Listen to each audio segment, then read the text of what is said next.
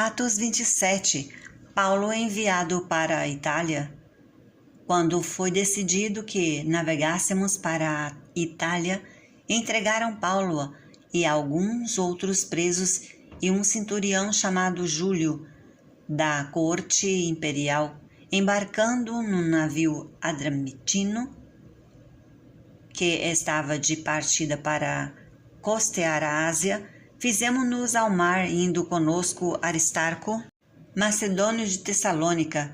No dia seguinte, chegamos a Sidom e Júlio, tratando Paulo com humanidade, permitiu-lhe ir ver os amigos e obter assistência.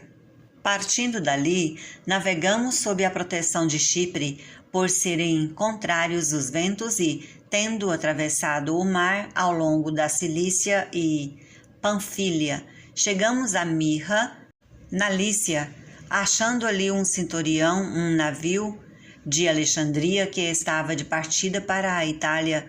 Nele nos fez embarcar, navegando vagarosamente muitos dias e tendo chegado com dificuldade defronte de Gnido, não nos sendo permitido prosseguir por causa do vento contrário, navegamos sob a proteção de Creta, na altura de Salmona, costeando-a penosamente. Chegamos a um lugar chamado Bons Portos, perto do qual estava a cidade de Lazeia.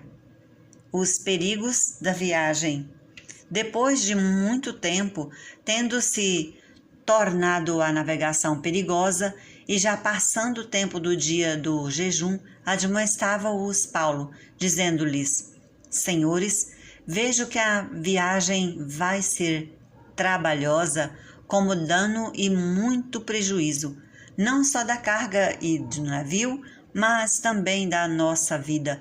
Mas o centurião dava mais crédito ao piloto e ao mestre do navio do que o que Paulo dizia. Não sendo o porto próprio para invernar,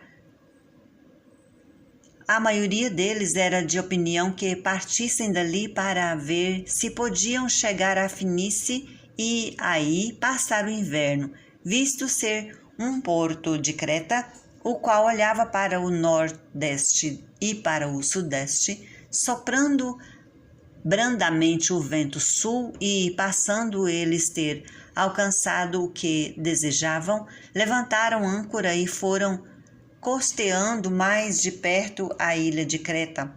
Entretanto, não muito depois, desencadeou-se do lado da ilha um tufão de vento chamado Euroaquilão, e, sendo o navio arrastado com violência, sem poder resistir ao vento, cessamos a manobra e nos fomos deixando levar, passando sob a proteção de uma ilhota chamada Cauda, e conseguimos recolher o bote e, levantando este, usaram de todos os meios para cingir o navio e, temendo que dessem na Sirte, arriaram os aparelhos e foram ao léu. Açoitados severamente pela tormenta, no dia seguinte já aliviaram o navio. E, ao terceiro dia, nós mesmos, com as próprias mãos, lançamos ao mar a armação do navio. E, não parecendo havia já alguns dias, nem sol nem estrelas, de salvamento sobre nós, grande havendo todos estado muito tempo sem comer, toda a esperança, pondo-se em pé no meio deles, disse: Senhores, na verdade era preciso terem me atendido e não partir de Creta para evitar este dano e perda.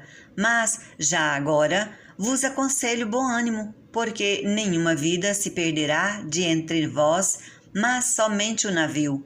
Porque esta mesma noite um anjo de Deus, de quem eu sou e a quem sirvo, esteve comigo, dizendo: Paulo, não temas, é preciso que compareças perante César. E eis que Deus, por sua graça, te deu todos quantos navegam contigo. Portanto, senhores, tende bom ânimo, pois eu confio em Deus, que sucederá do modo porque me foi dito, porém é necessário que vamos dar uma ilha. o naufrágio, quando chegou a 14ª noite, sendo nós batidos de um lado para o outro no mar Adriático, por volta da meia-noite, pressentiram os marinheiros que se aproximavam de alguma terra e, lançando o prumo, acharam 20 braças.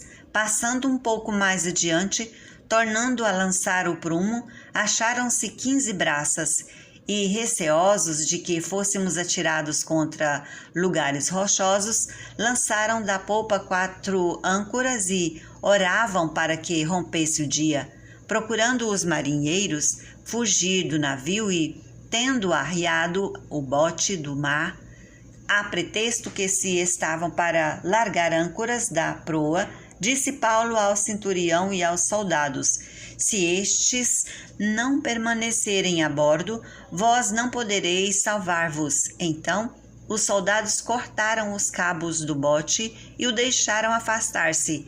Enquanto amanhecia, Paulo rogava a todos que se alimentassem, dizendo: hoje é o 14º dia em que, esperando estais sem comer, nada tendo provado, eu vos rogo que comais alguma coisa, porque disto depende a vossa segurança, pois nenhum de vós perderá nem mesmo um fio de cabelo. Tendo dito isto, tomando um pão, deu graças a Deus na presença de todos e, depois de o partir, começou a comer. Todos cobraram ânimo e se puseram também a comer. Estávamos no navio 266 pessoas ao todo. Refeitos com a comida, aliviaram o navio, lançando trigo ao mar. Quando amanheceu, não reconheceram a terra, mas avistaram uma enseada onde havia praia. Então consultaram entre si se não podiam encalhar ali o navio, levantando as âncoras, deixando-no ir ao mar, largando também as amarras do leme e, alçando a vela da proa do vento, dirigiram-se para a praia, dando, porém, num lugar onde 2 correntes se encontraram. Encalharam ali o navio, a proa encravou-se e ficou imóvel, mas a popa se abria pela violência do mar. O parecer dos soldados era que matassem os presos, para que nenhum deles nadando fugisse, mas o centurião, querendo salvar a Paulo, impediu-os de o fazer e ordenou que os que soubessem nadar fossem os primeiros a lançar-se ao mar e alcançar a terra. Quanto aos demais, que se salvassem uns em tábuas e outros em destroços do navio. E foi assim que todos se salvaram em terra.